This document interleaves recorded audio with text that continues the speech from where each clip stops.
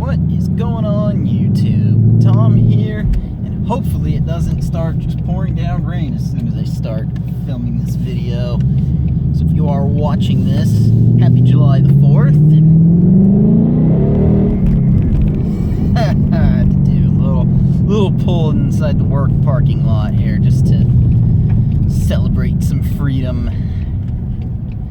But unfortunately, this is a video, the topic I really did not want to talk about.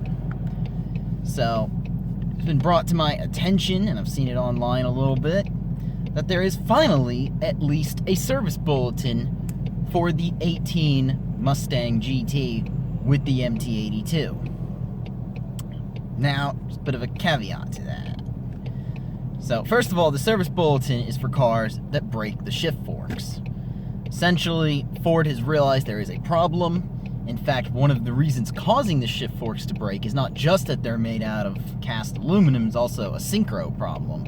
Basically, the cars like to grind the gear, you go to force it into gear, suddenly there goes your shift fork. Now, of course, some of y'all might know, I've been having some of these third gear grinding issues. It sometimes grinds third gear, sometimes it just completely locks me out of third gear. And it's quite infuriating. So finding out about the service bulletin, I was like, oh, this is great.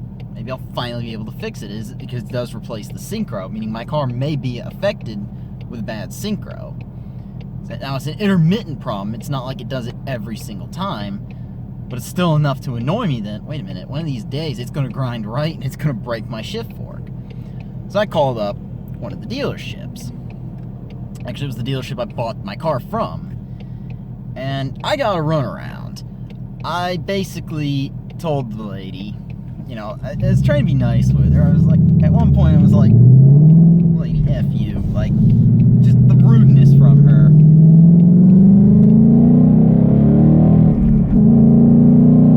Oh, here comes the rain as some guy pulls right out in front of me. Gotta love the way they drive around here. Better put this car in normal mode. Anyway, so I called up the dealership. I asked her about the service bulletin. Basically, she didn't even want to acknowledge that there was a service bulletin. Like, welcome to the world of the internet. We all know they exist. I know about a recall before I would even get a recall at this point. Now, at first I even heard about this as there might be a recall for the MT82. And I kind of was like, well, I don't want to start pressing the dealer for info, but now since there's a service bulletin, it leaked, people know. That's bad. Dealers don't want you to know about that. So, after literally, like, telling her, there's a service bulletin, is my car qualified? I don't know, service bulletin? Is there a service bulletin? Basically, I told her, look, does it qualify? I have third gear lockout issues. Can I come? Oh, well, you have to come make an appointment. Okay, well, that's fine. I figured that much. When can I make an appointment? Well, you're going to have to come leave the car here for 2 days, and one of our techs are going to have to drive it. I said, no. I'm not leaving my car with you. I want to come by. I want a tech to ride in the car with me. I'm going to replicate the issue. That's not the way that works at that dealer. Basically, I got told, no, you have to release the car to us. It's like, no, I'm not. Not that I don't trust you driving the car. They took it as, I don't trust someone driving my car. It's a Mustang. It's not like it's gonna kill a crowd or anything. On top of me not trusting him, I have to admit I really don't. But at the same time, it's like I don't want somebody trying to find this issue. It's actually not very sunny. I might as well take the sunglasses off. I don't want them to just drive my car around, put miles on, and burn my gas trying to find an issue just for them to give me my car back like 2 days later and then tell me we couldn't find it. I would rather them sit in the car. Like, I will show you the issue. I have to actually show it to you. That way, you can see it. You know exactly what my issue is and what the problem is. That's what I'd rather. But they don't want to do it that way. Of course, the best advice I've already gotten from people is just try a different dealership. And of course, that's really what I'm going to be doing soon. I didn't want to do it today. Today's July the 3rd. I figured, well, they're all going to be calling off early, so I figured, well, I'll wait till after July the 4th. The big one is, if I can get a dealer I can get a problem known for this car, I want to get it fixed, and I don't want to have to wait until after worst case scenario is my shift fork breaks at some point driving this car. Because I drive this car hard. I do not like to be gentle with this car. My car does in fact break a shift fork. I don't want this part to be on back order. I want to be able to get the fix done if it even qualifies for this fix. Now, it doesn't have an impossible time going into third and fourth gear, but it does decide to lock me out of third sometimes. And that's, of course, the problem. And that sounds like, to me, the way they've described this problem, that also replacing a synchro for third gear, it's going to be the problem. And on top of that, I really don't like how dealers treat you.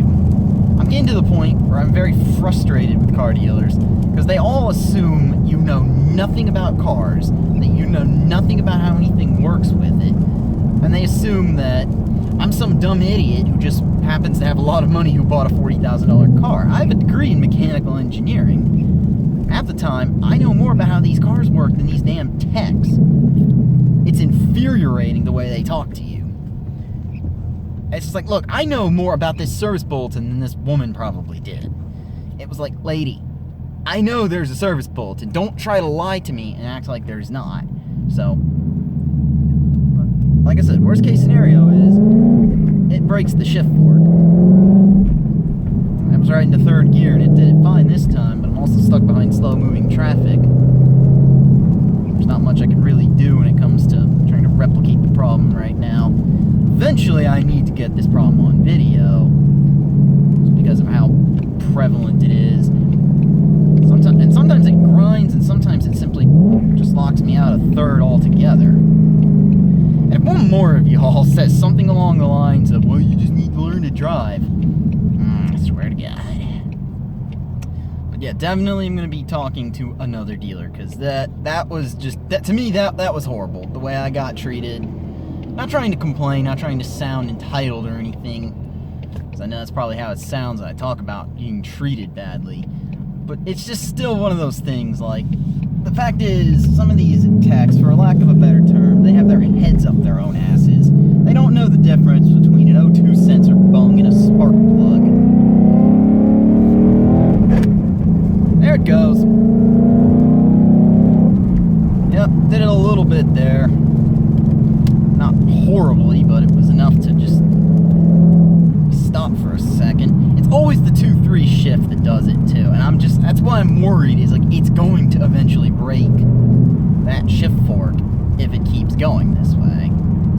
But as is life, at some point I'm hoping this will just get elevated into a full recall, because right now the fact that it's only a TSB kind of lets me know that Ford is not looking to fix this problem right now. They're simply looking to have a band-aid on a slight problem.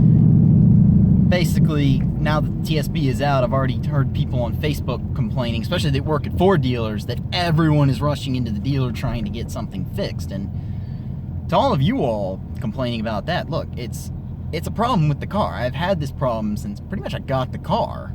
First time it locked me out of third, I literally did think, well, am I driving this thing wrong? I thought I'm not all the way into gears. I'm make sure the clutch is all the way down, and then it's not been getting really worse, but I realized it is not my driving. I swear to you all, it is not the way I drive this car.